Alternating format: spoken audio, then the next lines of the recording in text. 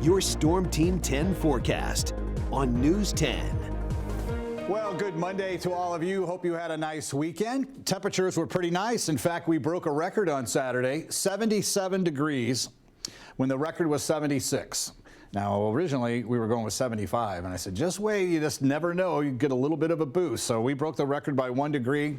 Again, that goes back to 1971. Here comes a little bit of the rain. This is just the beginning. A lot of this is all evaporating before it hits the ground. It's been extremely dry, but those humidity levels are starting to rise. So we're looking at rain this evening, no doubt, and it's going to be with us for a good 24-hour period, and at times could be severe.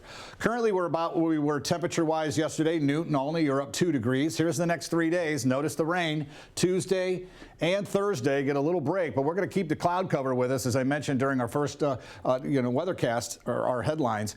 And I think this rain on Thursday could be even heavier and continue through most of Friday. So kind of a cloudy, wet week, but we'll take what we can get. Obviously, the temperatures will be seasonal, and I'll show you that in the 7-day forecast. But winds are light right now. This is just the leading edge. So if we broaden out, you'll start to see this is a warm front, and then we're going to have that cold front sweep through the area late tomorrow. So if we have chances of any severe weather, it's going to come late tomorrow with that cold front.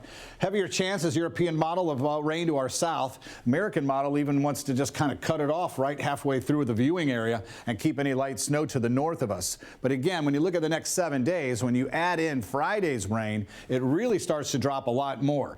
Even though there's a little break still in the American model, let's get in closer. So southern counties, this is going to include Friday's rainfall as well, and I think that's a sure bet that they will see some of the heavier totals. So as we look at this system here that's moving into the area, there it is, kind of making its way into the region. We'll now watch this front kind of start to slide in our direction, and with that comes a better chance of widespread rainfall. So when we look at this model, and again, not just through the day tomorrow, but as we get into Friday as well, here's an hour-by-hour breakdown. We're going to put it heavy at times right in the area, all right? This is midnight hour, overnight. Here's your morning rush, and then watch, we get a little bit of a break, more isolated showers until late tomorrow. That's the passage of that cold front, and that no doubt is going to give us a good chance to hear some thunder and see some lightning. So with that, marginal risk for severe weather, and for the whole region, a little bit more impressive down to our south across areas of Tennessee and central Kentucky. So here's the next 7 days.